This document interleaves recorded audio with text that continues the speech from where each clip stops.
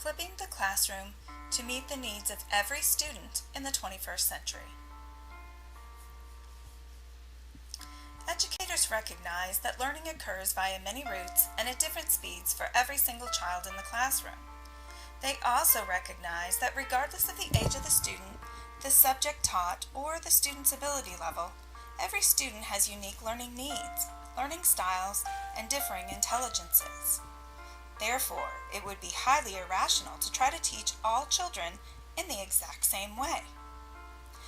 The simple answer is to differentiate by scaffolding instructional supports for the students with greater needs and extending instruction for the students with exceptional academic ability. Sounds simple, right? Not even close.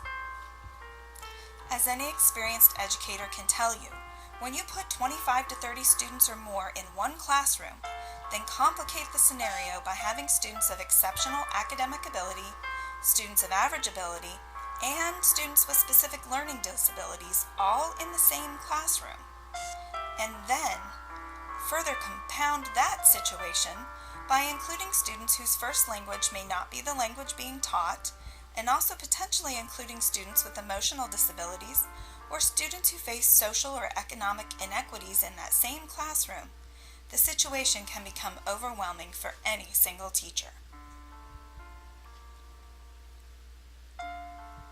Add to that the pressure of high-stakes standardized testing that begins at a very early age, and the situation can begin to feel impossible.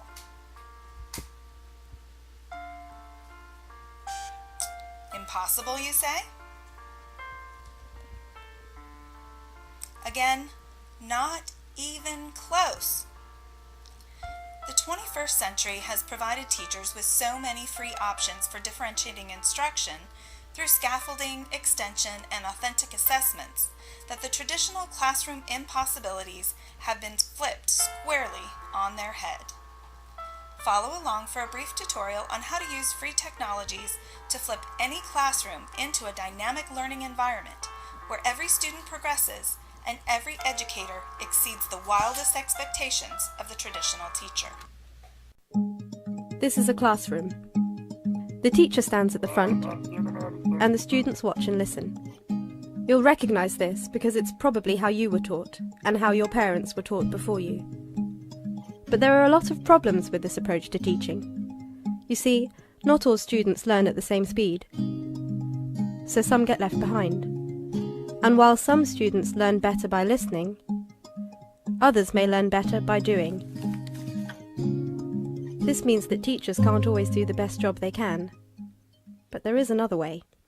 The flipped classroom addresses these problems and makes learning more personal.